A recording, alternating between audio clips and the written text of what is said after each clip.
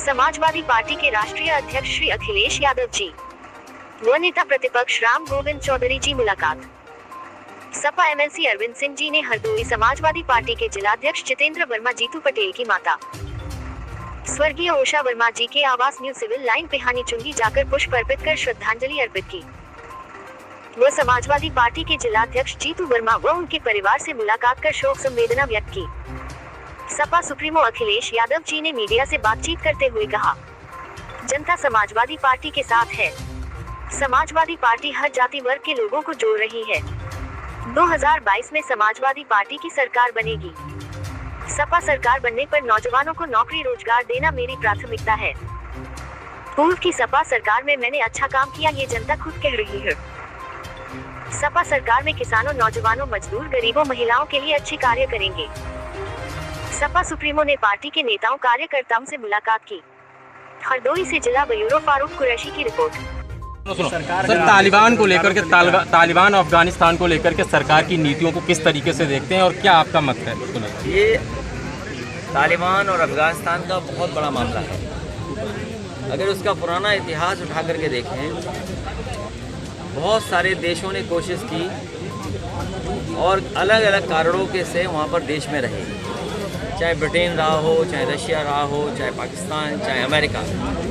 और इस समय का जो घटनाक्रम है, घटनाक्रम में जो दिखाई दे रहा है दूर से, अमेरिका को सभी देश जो थे, जो सहयोग कर रहे थे, वो शांति व्यवस्था को बनाए रखने के लिए जो मदद कर रहे थे, उन देशों को कॉन्फिडेंस में नहीं लिया गया।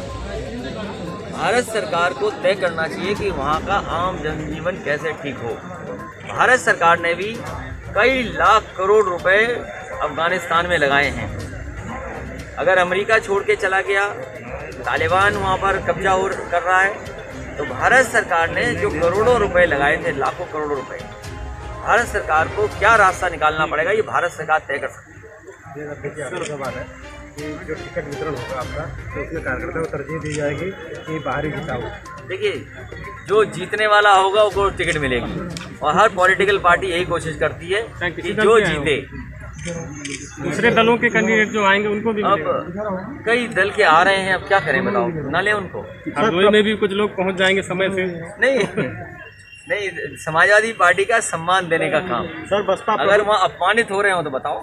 बसपा जो है प्रबुद्ध वर्ग सम्मेलन कर रही ब्राह्मणों के लिए, आपकी पार्टी को? हमारी पार्टी हर वर्ग को जोड़ रही है और पत्रकारों को भी बड़े पैमाने पे जोड़ रही है। आप लोग भी पत्रकारों को टिकट कितना दे रहे हैं आप? जो पत्रकार जीतने लायक होंगे उन पर विचार किया जाए। भाजपा अध्यक्ष अभी नेताजी के पास गए थे, क्या आग्रह करने गए थे? क्या आने वाले समय में हम नेताजी के यहाँ एक सदस्यता का फॉर्म रख देंगे। ये भाजपा के लोग अगर जाएंगे तो उन्हें सदस्य नेताजी बना देंगे। महंगाई के दाम इस समय बढ़े हैं यूपी में और गरीब भी बहुत ज़्यादा परेशान है, इससे क्या? देखिए, ये भारतीय जनता पार्टी वही पार्टी है जिसने जनता से कहा था कि महंगाई कम कर देंगे।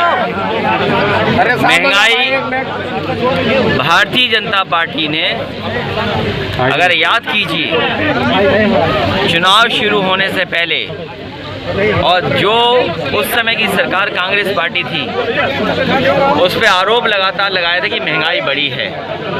प्याज को लेकर के सरकार बदल गई थी और अगर आज हम आकलन करें तो सबसे ज़्यादा महंगाई बढ़ी है। आज चाहे वो डीजल हो, पेट्रोल हो, सिलेंडर हो या बिजली का बिल हमें और आपको देना पड़ रहा हो, और हर ज़रूरत की चीज़ महंगी हो गई है। जब से नोटबंदी आई है, जीएसटी लागू हुआ और कोरोना की वजह से व्यापार और व्यापारी और सब अर्थव्यवस्था चौपट हो गई, उसके कारण भी महंगाई है। जो महंगाई बढ़ी है उसके जिम्मेदार अगर कोई है तो भारतीय जनता पार्टी की सरकार है। कभी सोचना चाहिए कि आखिरकार देश गरीबी की तरफ जा रहा है, गरीब होता जा रहा है, किसान को आय नहीं बढ़ पा रही है और उद्योगपतियों का मालामाल होते जा रहे हैं। जिस देश में बड़े बड़े उद्योगपति मालामाल हों और किसान कमज़ोर हो जाए तो वो देश क्या तरक्की करेगा। और फिर इस सरकार ने इतना बड़े झूठ बोले हैं जिसकी आप कल्पना नहीं कर सकते। सर, अफगानिस्तान की इन्वेस्टमेंट को लेकर के कहा कि राष्ट्रपति आए, प्रधानमंत्री आए और उन्होंने कहा कि ये इन्वेस्टमेंट आएगा, नौकरी होगी, रोजगार होगा।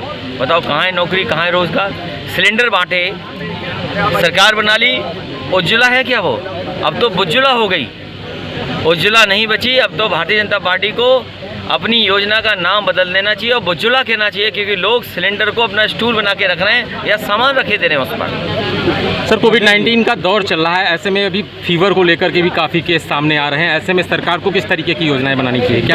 दुख है इस बात का कि जिस समय गरीबों को ज़रूरत थी दवाई का, बेड की और ऑक्सीजन की, उस कोरोना के समय पे जनता को अनाज छोड़ दिया था। और आज जिस तरीके से वायरल बुखार या जो नई तरह की बीमारी आई है, हरदोई हो, फरुखाबाद हो, कन्नौज हो या लखनऊ हो या पूर्वांचल का इलाका हो, बड़े पैमाने पर बच्चे और आम लोग बीमार हो रहे हैं। लेकिन सरकार की जो व्यवस्था है वो फेल है। जो सरकार कोरोना में जनता को नहीं बचा पाई, वो वायरल बुखार में भी नहीं बचा पा रही है। भाजपा विरोधी जो दल है वो 80 सीटों पे अपने